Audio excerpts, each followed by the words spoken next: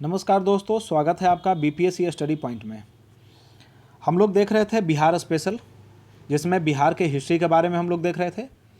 इस हिस्ट्री के अंतर्गत हम लोग देखेंगे प्राचीन बिहार, मध्यकालीन भारत के समय बिहार की क्या स्थिति थी, और उसके बाद जो आधुनिक भारत है उस समय बिहार से रिलेटेड जितने भी फैक्ट हैं उन सारे फैक्ट को हम लोग एक एक करके देखेंगे। ये पूरे फैक्ट में लगभग 350 क्वेश्चन होंगे। ठीक है, इन सभी क्वेश्चन को अलग अलग पार्ट में लगभग 7 पार्ट हमारा बनेगा, 6 से 7 पार्ट। उस 6 से 7 पार्ट में हम लोग पूरे बिहार स्पेशल को जो हिस्ट्री के पर्सपेक्टिव से होगा उसको हम लोग वन लाइनर या ऑब्जेक्टिव के रूप में हम लोग देख लेंगे। लास्ट वीडियो जो हमारा पार्ट 1 था उसमें हमने 60 क्वेश्चंस को देखा था। आज हमारा पार्ट 2 है जिसमें हम लोग 60 के आगे लगभग 60 और देखेंगे आज। ठीक है, तो आज 120 क्वेश्चन तक हम लोग देख लेंगे। इसे करना कुछ नहीं है, बस एक बार, दो बार, 3 बार इसको आप बस रिवाइज कीजिए, क्वेश्चन को सुन लीजिए, और क्योंकि एग्जाम में ऑप्शन भी मिलेंगे आपको तो आप आसानी से उसे बना सकते हैं। और आपको पता है बिहार का जो स्पेशल हिस्ट्री है ये किसी भी एग्जाम के लिए कितना इंपॉर्टेंट है, खास करके बिहार के एग्जाम के लिए, ये आप लोग सब लोग जानते हैं। ठीक है, मान के चलिए कि 10 से 15 क्वेश्चन सिर्फ बिहार का हिस्ट्री से आता है। ठीक है, चलिए तो बिना लेट करते हुए हम लोग आगे बढ़ते हैं। एक मिनट, हाँ चलिए, आज हम लोग देखेंगे 61 नंबर क्वेश्चन। ठीक है, इसमें देखते हैं द्वितीय बौद्ध संगीति का आयोजन वैशाली में हुआ था। ठीक है, द्वितीय बौद्ध संगीति का आयोजन कहाँ हुआ था? वैशाली में हुआ था। कमेंट करके बताइए कि फर्स्ट बौद्ध संगीति का आयोजन कहाँ पे हुआ था। ठीक है, अब इसमें क्या बोल रहा है कि द्वितीय बौद्ध संगीति का आयोजन वैशाली में हुआ था, इसके द्वारा किए गए कार्य क्या थे? ठीक है, ऑप्शन नंबर 1 है कि बौद्ध धर्म को 2 भाग, स्थावर और महासंघिक के रूप में विभाजित किया गया था। ये सही है या गलत? बुद्ध की शिक्षाओं का संकलन हुआ था, कठोर नियम बनाए गए थे, इसमें से क्या सही है? तो इसमें से जो 61 नंबर है इसका सही आंसर हो जाएगा बौद्ध धर्म को 2 भाग, स्थावर और महासंघिक के रूप में विभाजित किया गया था। ये बात आप ध्यान रखिएगा। इससे पहले हमने क्वेश्चन देखा था 60 नंबर कि राजगृह में आयोजित प्रथम बौद्ध संगीति में कौन सा कार्य हुआ था? तो इसमें बुद्ध की शिक्षाओं का संकलन सूत और विनय पिटक में किया गया था। तो आपको ध्यान रखना है कि फर्स्ट बौद्ध संगीति में बुद्ध के शिक्षाओं का संकलन हुआ था, और सेकेंड में बुद्ध को 2 भागों में बांट दिया गया था, स्थावर और महासंघिक के रूप में। चलिए इसको ध्यान रखना है। सॉरी, 62 नंबर देखते हैं। तृतीय बौद्ध संगीति का आयोजन पाटलिपुत्र में हुआ। देखिए ध्यान रखिए, यहाँ पर क्वेश्चन में आपको ये भी दिया हुआ है तो आपको रिवीजन आसान होगा। द्वितीय बौद्ध संगीति वैशाली में हुआ, तृतीय बौद्ध संगीति कहाँ हुआ? पाटलिपुत्र में। प्रथम कहाँ हुआ था? तो राजगृह में हुआ था। ठीक है, राजगृह में। और चतुर्थ कहाँ हुआ था? तो कुंडलवन कश्मीर में हुआ था। किसके समय में? तो कनिष्क के समय में। ध्यान रखिएगा। चलिए देखते हैं, तृतीय बौद्ध संगीति का आयोजन पाटलिपुत्र में हुआ था, इसमें क्या कार्य किए गए थे? तो इसमें जो है वो क्या कार्य किए गए थे, इसके ऑप्शन देखिए। इसके ऑप्शन है, बाकी ऑप्शन आप पढ़ लीजिए सारा। इसका सही आंसर हो जाएगा कठोर नियम बनाए गए थे और अभिधम पिटक का संकलन किया गया था। देखिए एक्चुअली कोई भी संगीति, जैन संगीति या बौद्ध संगीति, ये किस लिए होता था? एक इसका स्पेसिफिक उद्देश्य होता था कि ये काम करना है, उसके लिए यहाँ पर जितने भी ज्ञानी बुद्धिजीवी लोग होते थे उस धर्म से संबंधित, उनको बुलाया जाता था। तो फर्स्ट में आप ध्यान रखिएगा सूत पिटक और विनय पिटक का निर्माण हुआ, सेकेंड में स्थावर और महासंघिक के रूप में विभाजन हुआ, और तीसरे में कुछ कठोर नियम बनाए गए और अभिधम पिटक का संकलन किया गया। चलिए ठीक है, अब नेक्स्ट क्वेश्चन देखते हैं 63। इसमें निम्न में से किस नगर में महात्मा बुद्ध का घनिष्ठ संबंध रहा? किस नगर से महात्मा बुद्ध का घनिष्ठ संबंध रहा था? तो इसका सही आंसर हो जाएगा कौन सा? देख लीजिए, बोध गया, राजगीर, वैशाली, ये तीनों जगह से रहा है या नहीं रहा है? ये तीनों जगह से महात्मा बुद्ध का संबंध रहा है, तो उपयुक्त सभी इसका आंसर हो जाएगा। चलिए 64 नंबर क्वेश्चन। महात्मा बुद्ध ने पाटलिपुत्र के विनाश के कारणों की भविष्यवाणी की थी, उनमें से निम्नलिखित है। महात्मा बुद्ध ने किस कारण से पाटलिपुत्र का नाश होगा इसके बारे में बताया था? तो इसमें ऑप्शन है बाढ़, अग्नि, आंतरिक कलह। तो इसका सही आंसर हो जाएगा उपयुक्त सभी। चलिए नेक्स्ट क्वेश्चन। महाभारत तथा पुराण के अनुसार मगध का सर्वप्रथम राजवंश कौन था? तो इसका सही आंसर हो जाएगा बृहद्रथ वंश। कौन सा था? बृहद्रथ वंश। बृहद्रथ वंश का प्रथम शासक कौन था? इसका नाम लिख करके आप कमेंट कीजिए। चलिए नेक्स्ट क्वेश्चन। मगध जनपद का संस्थापक कौन था? बृहद्रथ।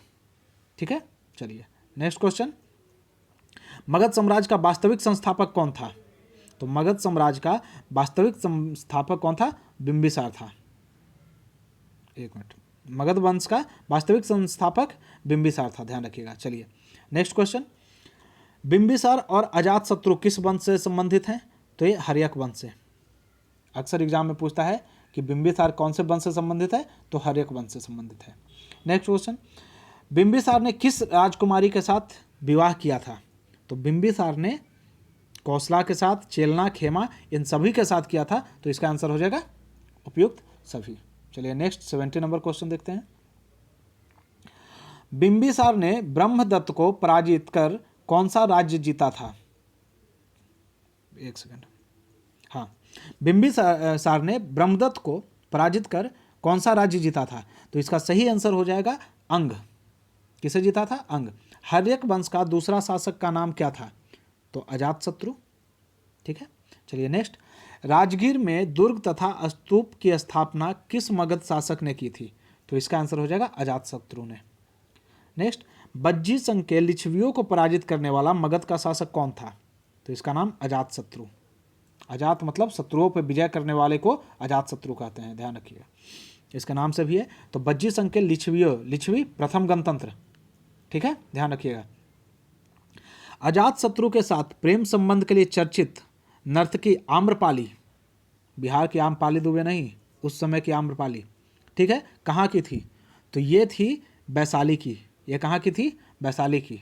चलिए नेक्स्ट क्वेश्चन 75 नंबर, अजातशत्रु ने किस राज्य के साथ युद्ध में प्रथम रथ मूसल और महाशील कंटक नामक हथियारों का प्रयोग किया था? ध्यान रखिएगा, उस समय का जो हथियार था उसका नाम क्या था? रथ मूसल और महाशील कंटक। तो इसका प्रयोग अजातशत्रु ने किसके अगेंस्ट में किया था? इसका आंसर हो जाएगा लिच्छवी। किसके अगेंस्ट में? लिच्छवी। आप देख रहे हैं लिच्छवी के साथ में अजातशत्रु का कुछ ज़्यादा ही दुश्मनी चल रहा था। चलिए नेक्स्ट, प्रथम मगध साम्राज्य का उत्कर्ष किस शताब्दी में हुआ था? तो इसका सही आंसर हो जाएगा ईसा पूर्व 6ठी शताब्दी में। नेक्स्ट देखते हैं, पाटलिपुत्र नगर का स्थापना किस शासक ने किया था?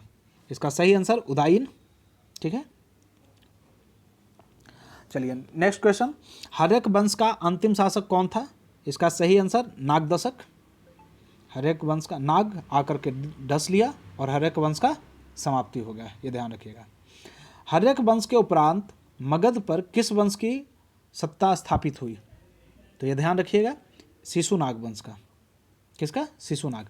नेक्स्ट क्वेश्चन, सर्वप्रथम मगध के किस शासक ने राजगृह, जिसे पुराना नाम गृहब्रज भी कहा जाता है, वह के अतिरिक्त वैशाली को भी अपना राजधानी बनाया?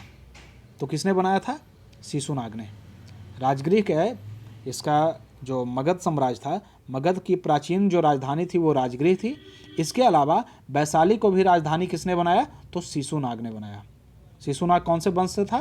तो नागवंश से, शिशुनाग वंश से, ठीक है। चलिए नेक्स्ट क्वेश्चन, द्वितीय बौद्ध संगीति का आयोजन किसके शासनकाल में हुआ था? तो द्वितीय बौद्ध संगीति का आयोजन कालाशोक के शासनकाल में हुआ था, ठीक है। चलिए कहाँ हुआ था? तो वैशाली में हुआ था। चलिए नेक्स्ट क्वेश्चन, द्वितीय बौद्ध संगीति का आयोजन कहाँ हुआ था? द्वितीय बौद्ध संगीति का आयोजन वैशाली में, अभी हमने बताया। चलिए नेक्स्ट क्वेश्चन, एक सेकंड, द्वितीय बौद्ध संगीति की अध्यक्षता किसने की? तो इसकी अध्यक्षता सवा कामी ने की। एक चीज़ आप ध्यान रखिएगा, आप घर में जाइए, लिस्ट बनाइए, एक में लिखिए कौन सा नंबर का बौद्ध संगीति है, फर्स्ट, सेकंड, थर्ड, फोर्थ, इसमें अध्यक्ष कौन थे, ये कहाँ हुआ था, किसके शासनकाल में हुआ था। ये चारों चीज़ों को आप एकदम रट लीजिए, समझ लीजिए, याद कर लीजिए। और एक चीज़ और कि कौन से बौद्ध संगीति में क्या काम किए गए, इसका भी आप बौद्ध और जैन संगीति, ये दोनों को एकदम कंफर्म कर लीजिए। 1 से 2 क्वेश्चन हर एक बार इससे पूछा जाता है, ठीक है। चलिए नेक्स्ट क्वेश्चन देखते हैं, मगध के किस शासक को कली का अंश, परशुराम अवतार, क्षत्रियों का नाशक, सर्वछत्रांक एवं छत्र, एकराट का उपाधि दिया गया है? मतलब ये सारे नाम किस शासक को दिए गए हैं? तो इसका सही आंसर हो जाएगा महापद्म नंद। ये नंद वंश के शासक थे। कौन से वंश के शासक थे? नंद वंश के। वही नंद वंश जिसकी दुश्मनी किससे थी? कौटिल्य से थी। चाणक्य से, और उसी को खत्म, नंद वंश को खत्म करके क्या बनाया गया था, मौर्य वंश का स्थापना किया गया था कौटिल्य द्वारा। कौटिल्य द्वारा नहीं, मतलब कौटिल्य के क्या बोल सकते हैं, सानिध्य में चंद्रगुप्त मौर्य द्वारा। चलिए नेक्स्ट क्वेश्चन, प्रथम बौद्ध संगीति का आयोजन किसके शासनकाल में हुआ था? तो हम सभी को पता है, अजातशत्रु के शासनकाल में। चलिए नेक्स्ट, प्रथम बौद्ध संगीति का आयोजन कहाँ हुआ था? तो राजगृह में, इसमें तो कोई डाउट है नहीं। चलिए नेक्स्ट क्वेश्चन, प्रथम बौद्ध संगीति का अध्यक्षता किसने किया था? तो यह महाकश्यप, इसका अध्यक्षता किसने किया था? महाकश्यप। और द्वितीय बौद्ध संगीति का सवाकामी। ठीक है, प्रथम महान होता है तो महाकश्यप, ध्यान रखिएगा। चलिए नेक्स्ट क्वेश्चन, मगध साम्राज्य में कलिंग का विलय सर्वप्रथम किसने किया था? तो ये हम लास्ट वाले वीडियो में भी बताए थे, अगर आप देखे होंगे तो इसका आंसर हो जाएगा महापद्म नंद ने। ध्यान रखिएगा, अशोक ने नहीं बल्कि सबसे पहले किसने किया था? तो महापद्म नंद ने किया था। नेक्स्ट क्वेश्चन, निम्नलिखित में से मगध का कौन राजा सिकंदर के समकालीन था? बहुत इंपॉर्टेंट क्वेश्चन है, इसे आप ध्यान रखिएगा। सिकंदर के समकालीन कौन था? तो ये घनानंद थे। कौन थे? घनानंद। बहुत सारे लोग चंद्रगुप्त को लगा देते हैं, चंद्रगुप्त नहीं बल्कि नंद वंश का अंतिम शासक घनानंद था वो। ठीक है, ध्यान रखिएगा, ऑप्शन इसका बी हो जाएगा। नेक्स्ट क्वेश्चन, चंद्रगुप्त मौर्य ने मगध की सत्ता किसकी सहायता से प्राप्त की? तो चाणक्य की सहायता से, अभी हमने बताया। नेक्स्ट, यूनानी राजदूत मेगास्थनीज किसके दरबार में पाटलिपुत्र आया था? तो इसका आंसर हो जाएगा चंद्रगुप्त मौर्य के। आपको यह भी ध्यान रखना है कि जो मुख्य शासक जो हैं उनके शासनकाल में विदेशी कौन कौन आया विजिट करने के लिए, इसका भी एक लिस्ट बना करके आप रख लीजिए और दीवार पे चिपका लीजिए और बार बार इसको रिवाइज करते रहिए, क्योंकि ये पूछा जाता है। और कई बार तो यहाँ तक कि बीपीएससी के एग्जाम में एक बार ये भी पूछ दिया था कि ह्वेनसांग भारत कब आया था, तो उसका कालक्रम भी पूछ लेता है, तो ध्यान रखिएगा। तो मेगास्थनीज जिन्होंने इंडिका लिखा, क्या लिखा? इंडिका लिखा है, इसमें पाटलिपुत्र के बारे में वर्णन है। ठीक है, और ये किसके शासनकाल में आया था? तो चंद्रगुप्त मौर्य के शासनकाल में। अब ये देखिए नेक्स्ट क्वेश्चन आ ही गया आपका, अभी हमने जो बताया कि कालक्रम पूछ लेता है। तो देखिए मेगास्थनीज पाटलिपुत्र कब आया था? तो ये ध्यान रखिएगा, इसका आंसर हो जाएगा 315 ईस्वी पूर्व। कब आया था? 315 ईस्वी पूर्व, ये ध्यान रखना है आपको, कई बार एग्जाम में पूछ देता है। नेक्स्ट, चंद्रगुप्त मौर्य के दरबार में मेगास्थनीज को किसने भेजा था? मेगास्थनीज को किसने भेजा था? इसका मतलब जो मेगास्थनीज यूनान से आया था, तो उस समय यूनान का शासक कौन था? तो आपको पता है उस समय यूनान का शासक जो था वो सेल्यूकस निकेटर था, ध्यान रखिएगा। नेक्स्ट क्वेश्चन, किस शासक के शासनकाल के समय मगध में 12 वर्ष का भीषण अकाल पड़ा? यह भी इंपॉर्टेंट क्वेश्चन है, इसे ध्यान रखिएगा, इसका आंसर हो जाएगा चंद्रगुप्त मौर्य। नेक्स्ट, चंद्रगुप्त मौर्य का प्रधानमंत्री कौन था? तो प्रधानमंत्री कौन होगा जो इसे शासक बनाया? शासक किसने बनाया? चाणक्य ने। चलिए नेक्स्ट क्वेश्चन, किससे मुक्ति दिलाने के कारण चंद्रगुप्त मौर्य को भारत का मुक्तिदाता कहा जाता है? तो भारत का मुक्तिदाता चंद्रगुप्त मौर्य को क्यों कहा जाता है? क्योंकि यूनानियों के आक्रमण से चंद्रगुप्त मौर्य ने रक्षा करवाया था, किसकी? मगध की। तो यह ध्यान रखिएगा, तो इसका आंसर क्या हो जाएगा? यूनान। वह स्रोत जिसमें पाटलिपुत्र के प्रशासन का वर्णन उपलब्ध है वो कौन सा है? तो पाटलिपुत्र के प्रशासन का वर्णन इंडिका में है, जो कि मेगास्थनीज ने लिखा था। आप पाटलिपुत्र से रिलेटेड एक और ग्रंथ का नाम याद रखना है आपको, बहुत इंपॉर्टेंट है, अर्थशास्त्र। ये अर्थशास्त्र है, लेकिन इसमें राजनीति से रिलेटेड चीज़ों को बताया गया है। तो अर्थशास्त्र में ध्यान रखिएगा, इकोनॉमिक्स से रिलेटेड चीज़ें नहीं है, बल्कि किससे है? राजनीति से। और प्रशासन से संबंधित चीज़ें किसमें उपलब्ध है? तो इंडिका में, ये ध्यान रखिएगा, कई बार ऐसे क्वेश्चन आ जाते हैं। मेगास्थनीज के पुस्तक का नाम क्या है? तो इंडिका। नेक्स्ट, पाटलिपुत्र के शासन व्यवस्था का विस्तृत वर्णन किस विदेशी यात्री के वृत्तांत में मिलता है? तो शासन व्यवस्था का विस्तृत वर्णन जो है वो मेगास्थनीज के यात्रा वृत्तांत में मिलता है, जिसका किताब इंडिका है। नेक्स्ट, चंद्रगुप्त मौर्य के उपरांत मौर्य साम्राज्य का शासक कौन बना? तो चंद्रगुप्त मौर्य के बाद कौन बना? अशोक बना? नहीं, अशोक के पिताजी बिंदुसार बने। बिंबिसार हर्यक वंश का था, ध्यान रखिएगा, और बिंदुसार मौर्य वंश का, ये ध्यान रखना है। बिंबिसार का युद्ध हुआ था किसके साथ? ठीक है, चलिए नेक्स्ट, किस मौर्य शासक के दरबार में आजीवक भविष्य वक्ता पिंगल वत्स रहता था? आजीवक कहने का मतलब जैन से संबंधित है, तो पिंगल वत्स किसके दरबार में रहता था? तो वो है, इसका आंसर हो जाएगा बिंदुसार। पिंगलवत्स किसके ये में रहता था? तो बिंदुसार के दरबार में रहता था, ध्यान रखना है। नेक्स्ट क्वेश्चन, अशोक द्वारा अपने पड़ोसियों के साथ मैत्रीपूर्ण संबंध का उल्लेख कहाँ से मिलता है? तो इसका आंसर हो जाएगा answer number option number C, 13वें शिलालेख। ठीक है, चलिए नेक्स्ट, तृतीय बौद्ध संगीति का आयोजन किसके शासनकाल में हुआ था? तो तृतीय बौद्ध संगीति का जो आयोजन हुआ था वो अशोक के शासनकाल में हुआ था। ठीक है, कहाँ हुआ था? पाटलिपुत्र में। तृतीय बौद्ध संगीति का अध्यक्षता किसने किया? तो तृतीय बौद्ध संगीति का जो अध्यक्षता है वो किसने किया था? तो ये मोगलीपुत्र तिस ने किया था इसका अध्यक्षता। तृतीय बौद्ध संगीति का आयोजन कहाँ हुआ था? तो इसका आयोजन पाटलिपुत्र, ऑप्शन नंबर डी में हुआ था। नेक्स्ट क्वेश्चन, तृतीय बौद्ध संगीति का आयोजन कब हुआ था? तो इसका आंसर हो जाएगा 251 ईस्वा पूर्व। नेक्स्ट क्वेश्चन, किस युद्ध में हुए भारी तबाही तथा जान माल की हानि को देखकर अशोक का हृदय परिवर्तन हुआ और उसने युद्ध नीति को त्याग करके धम्म नीति की घोषणा की? तो वो कलिंग। किसमें? कलिंग। चलिए नेक्स्ट क्वेश्चन, अशोक का धम्म क्या था? नैतिक आचार संहिता, प्रशासनिक संहिता या युद्ध संहिता या उपरोक्त में से सभी? तो ये नैतिक आचार संहिता। अशोक ने कोई नया धर्म नहीं स्टार्ट किया, बल्कि बौद्ध धर्म के नीति पर उन्होंने एक धर्म स्टार्ट किया। वो धर्म था मुख्य रूप से लोगों को नैतिकता का पाठ पढ़ाने से संबंधित, तो ये नैतिक आचार संहिता था वो।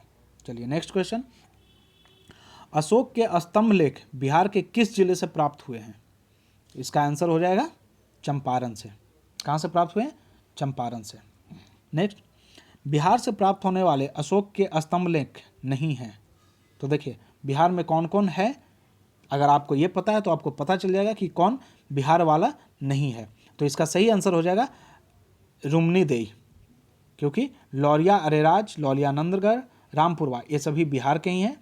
ठीक है, और रुमनीदेई बिहार से संबंधित नहीं है। नेक्स्ट, अशोक के समय मौर्य साम्राज्य में 5 प्रांत का उल्लेख मिलता है। इस 5 प्रांत अर्थात प्रासी का राजधानी कहाँ था?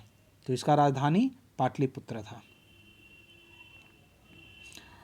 नेक्स्ट, पाटलिपुत्र में स्थित चंद्रगुप्त का महल मुख्यतः किससे बना हुआ है? तो लकड़ी से बना हुआ है।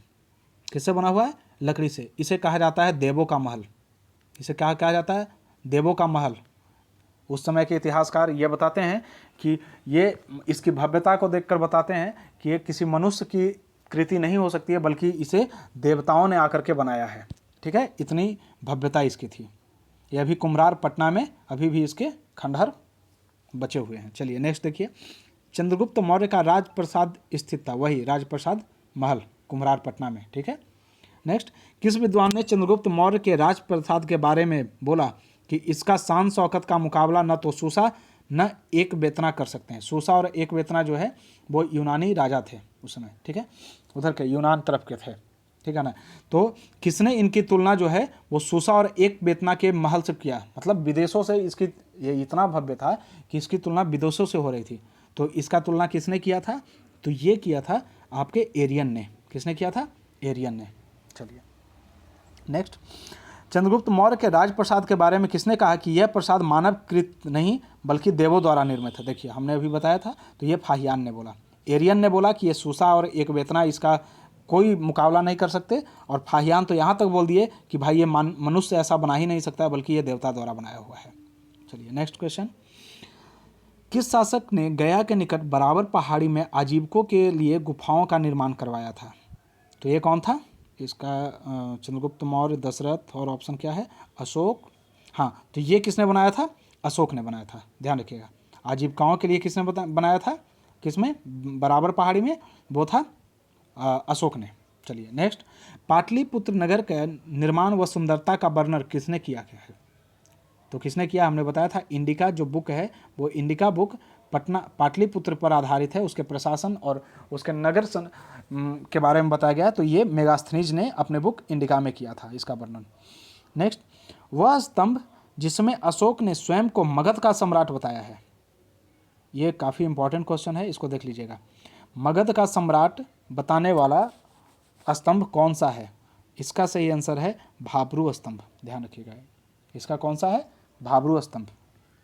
नेक्स्ट, मौर्य वंश के उपरांत मगध पर शासन किस वंश ने किया? तो मौर्यों के बाद किसने किया मगध पर शासन? तो शुंग वंश ने। किसने किया? शुंग वंश ने। चलिए नेक्स्ट देखते हैं।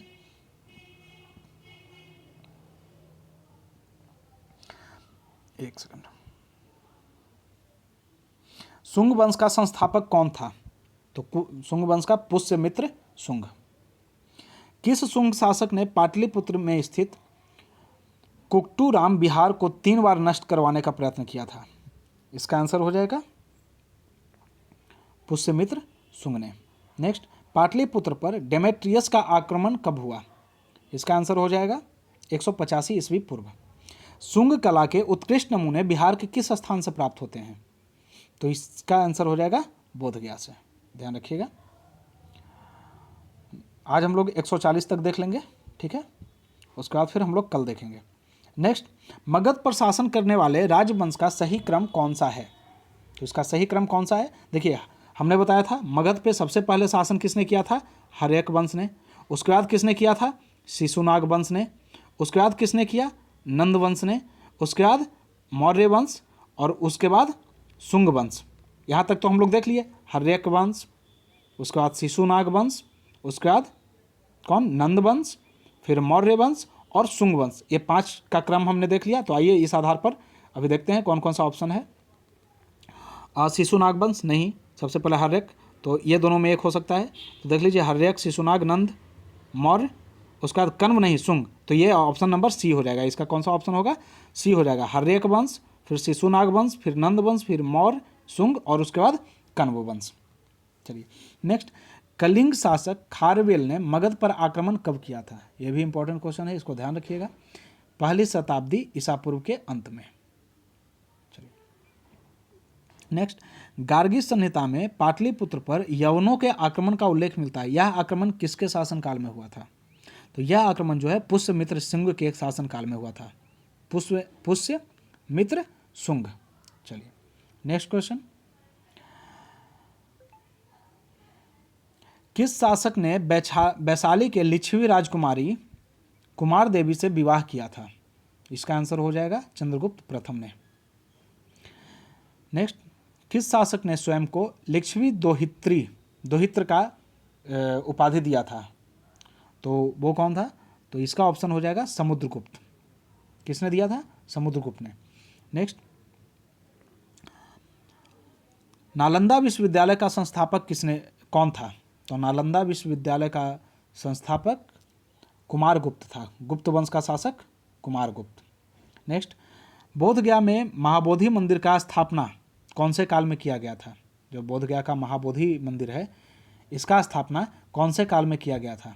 तो इसका स्थापना जो है वो गुप्त काल में किया गया था।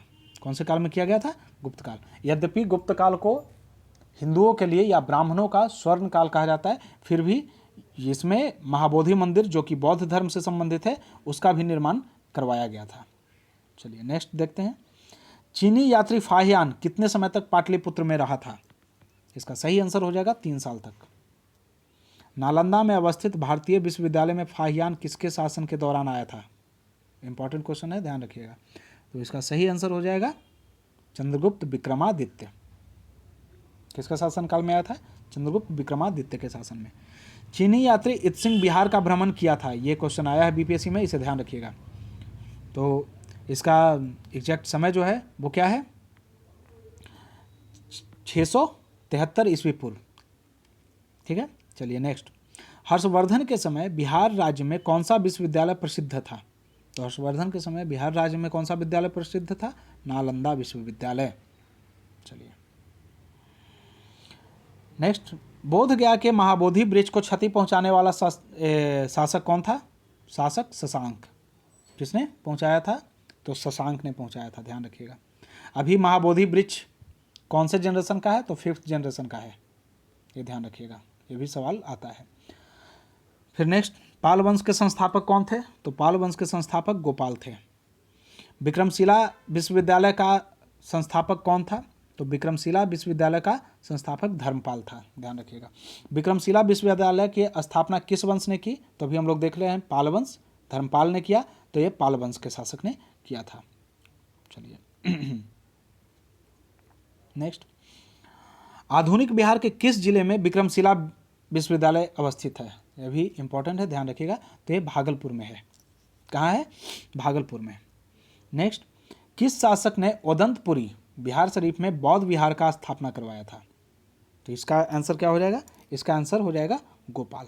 गोपाल ने ओदंतपुरी में एक बौद्ध विहार, बौद्ध धर्म के लोगों के लिए, विहार का मतलब होता है जहाँ पर बौद्ध भिक्षु निवास करते हैं या रहते हैं, उसे विहार कहते हैं। ठीक है, तो ये हमारा आज का हो गया 140 क्वेश्चन तक के हम लोगों ने आज देख लिया। ठीक है, ये जो हमारा सीरीज चल रहा है ये टोटल 360 क्वेश्चन का होगा बिहार हिस्ट्री का। इसके बाद फिर हम लोग देखेंगे बिहार ज्योग्राफी, बिहार के पॉलिटी और बिहार का अर्थव्यवस्था। इन सभी से रिलेटेड कुछ 200, 300 MCQ देखेंगे। लगभग 1000 टोटल बिहार से रिलेटेड टोटल 1000 MCQ को, ठीक है, मल्टीपल चॉइस क्वेश्चन को हम लोग सॉल्व करेंगे। और बिहार से हर एक एग्जाम में आने वाले जो 25 से 30 प्रश्न होते हैं वो लगभग 99%, 90 to 99% यहीं से आएंगे। एक आध दो क्वेश्चन अगर छोड़ दिया जाए तो लगभग प्रश्न आप मान के चलिए कि 90% जो प्रश्न है जो बिहार से आएंगे वो आपको यही 1000 MCQ में आ जाएंगे, जिसमें 350 MCQ जो है वो हिस्ट्री से रिलेटेड है, 200 के आसपास आपका ज्योग्राफी से, वही 150 इकोनॉमिक्स से, बिहार के इकोनॉमिक्स अर्थव्यवस्था पे कहाँ कौन सा गरीबी क्या है तो कैसे क्या है, कुछ जनगणना पे आधारित है, बिहार के पॉलिटिकल सिचुएशन पे। इस तरीके से आपको 800 से 1000 के बीच में MCQ करवाया जाएगा, जिसमें आपका 20 से 25 क्वेश्चन कन्फर्म है। तो आप इसका ध्यान रखिएगा। इसके साथ साथ एडिशनल काम आप कर सकते हैं, जैसे जो भी इम्पोर्टेंट शासक हैं, वंश का कालक्रम है, इसको भी आप देख सकते हैं। और इसको जैसे अशोक का इम्पोर्टेंट जितने भी अभिलेख हैं इसको आप लिख लीजिए, नोट डाउन कर लीजिए, दीवार में चिपका लीजिए और उसे देखते रहिए कौन से अभिलेख में किस चीज़ के बारे में चर्चा की गई है। जैसे किस में बताया गया है कि पशु बलि पर रोक लगा दो, ठीक है, किस में बोला गया है कलिंग के विजय के बारे में, किस में बताया गया है, ठीक है ना, किस में सम्राट अशोक ने अपने आप को शासक कहा, ठीक है। तो ये सब चीज़ों को आप देख लीजिए, ठीक है। चलिए, धन्यवाद। अच्छा लगे लाइक शेयर और सब्सक्राइब जरूर करें।